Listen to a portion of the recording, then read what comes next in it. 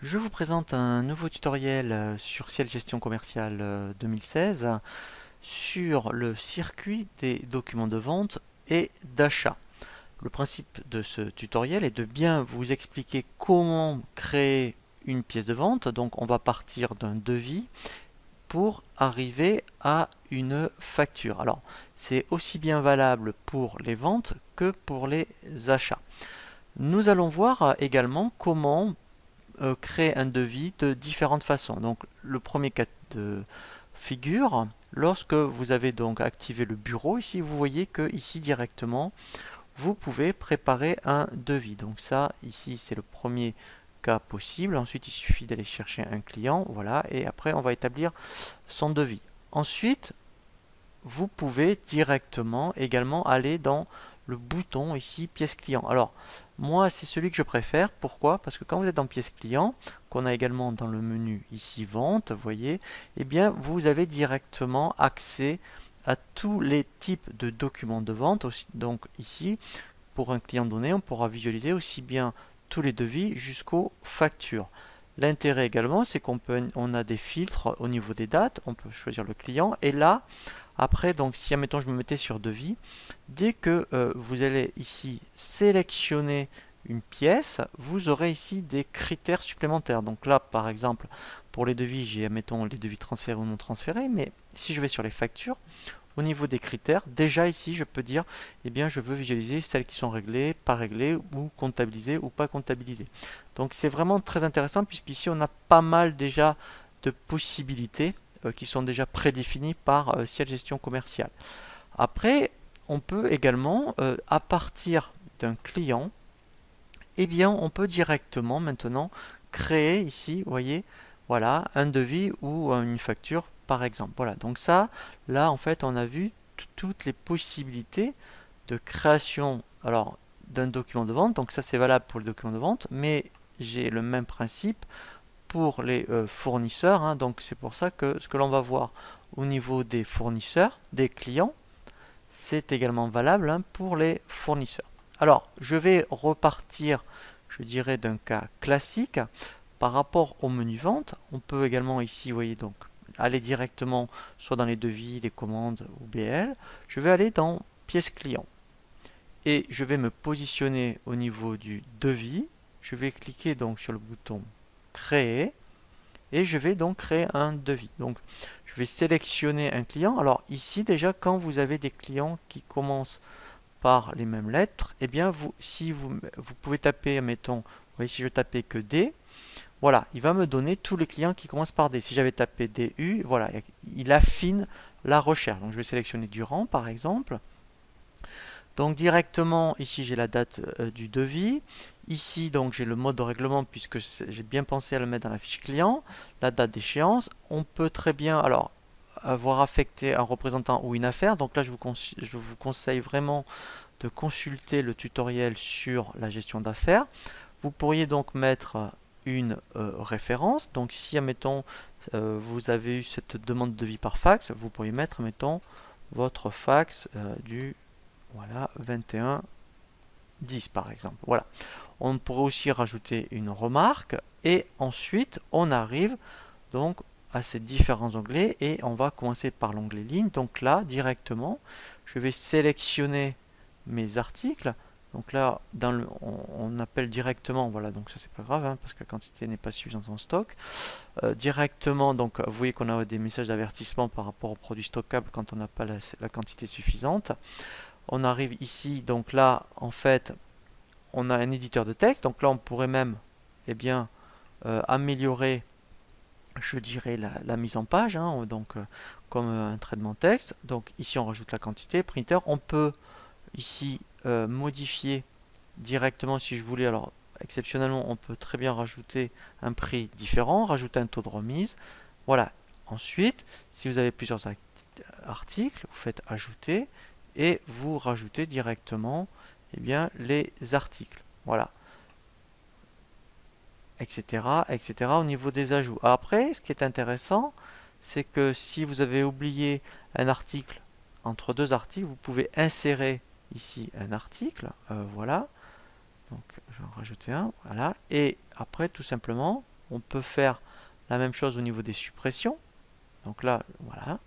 On peut dupliquer un article et on peut rajouter du commentaire. C'est-à-dire que si vous vouliez mettre des précisions aussi pour le logiciel Ciel Compta, vous faites commentaire et là vous rajoutez tout le commentaire que vous souhaitez. Donc ça c'est intéressant. Et on peut aussi ajouter un sous-total. Voilà, donc là vous voyez ici, eh bien j'aurai un sous-total. Donc ça, c'est quand vous voulez distinguer les parties, eh bien en termes de présentation et en termes de lisibilité pour le client, c'est plus intéressant.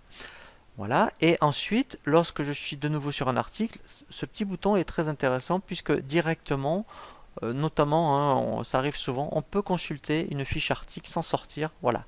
Vous voyez, à partir du devis. Donc là, j'ai fini par rapport à l'onglet ligne. Ensuite, donc j'ai l'onglet pied. Donc là, si j'avais voulu rajouter une remise en bas de mon devis, ce serait ici. Au niveau des frais de port, pareil. Je le rajouterai ici. Info tiers, ce sont toutes les informations qui vont concerner mon client.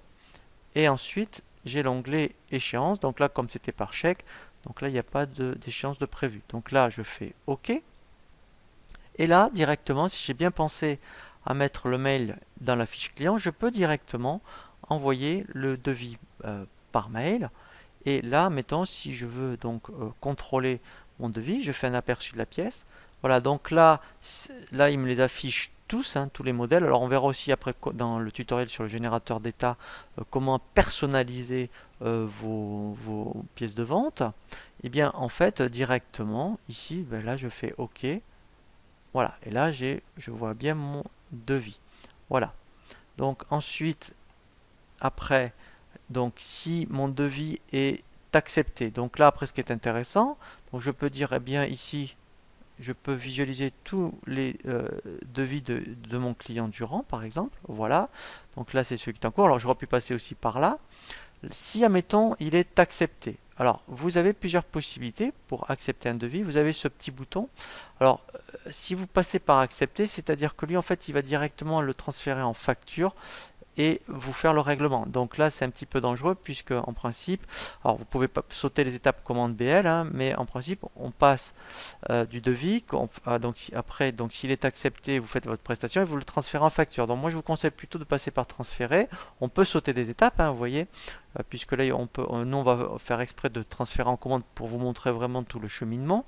Mais on aura pu passer en facture. Mais là, au moins encore, elle n'est pas encore réglée.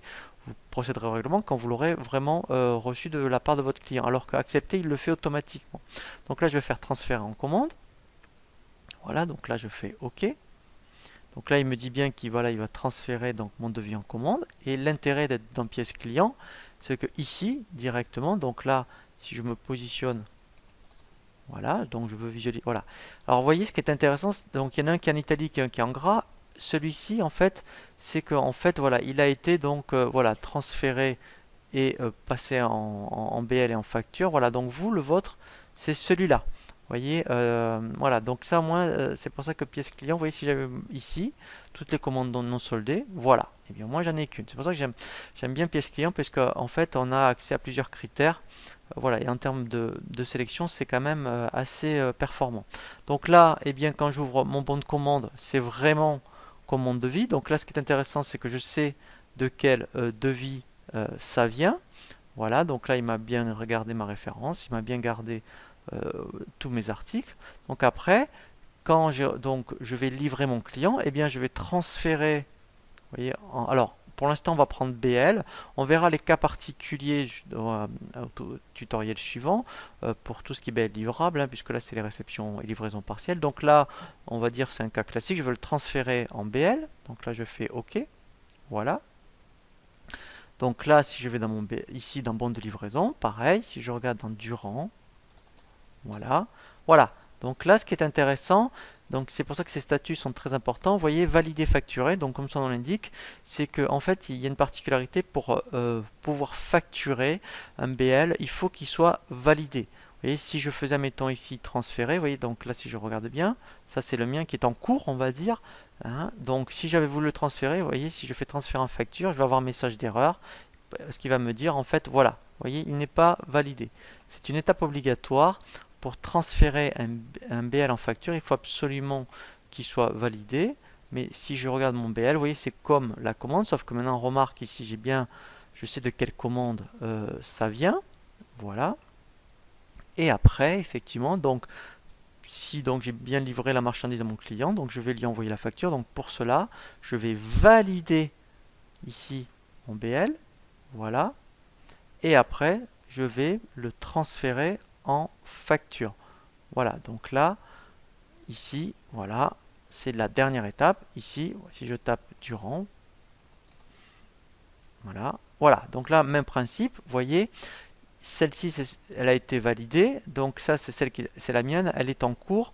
Donc là, il faut absolument, donc après, la valider. Donc je vous conseille vraiment de la valider. Alors après, on verra les règlements clients et les factures d'acompte, hein. Mais là, après, la dernière étape, hein, donc si on rentre dans la facture, voilà. Donc là, maintenant, je sais de quel BL ça vient. Et après, effectivement, eh bien, tout simplement, je peux valider ma facture. Voilà, donc là, c'est intéressant, vous voyez, il y avait une gestion d'encours, donc là en plus je suis averti, donc vous voyez, donc on verra, vous voyez, ça fonctionne bien, on verra donc un tutoriel dédié à cet effet, voilà, et là ma facture est bien validée, et après pareil, eh bien, je peux l'envoyer, vous voyez, donc à mon client, donc là, voilà, donc là tout est OK. Voilà, donc là, c'est vraiment le circuit classique. Donc ce que je vous ai montré pour les ventes, c'est également valable pour les achats. Et ensuite, effectivement, nous allons voir des tutoriels spécifiques pour les cas particuliers. Donc pour tout ce qui est effectivement les commandes et livraison partielle. Nous verrons aussi tout ce qui est regroupement de factures, donc de plusieurs devis en commande ou des commandes plusieurs commandes en BL.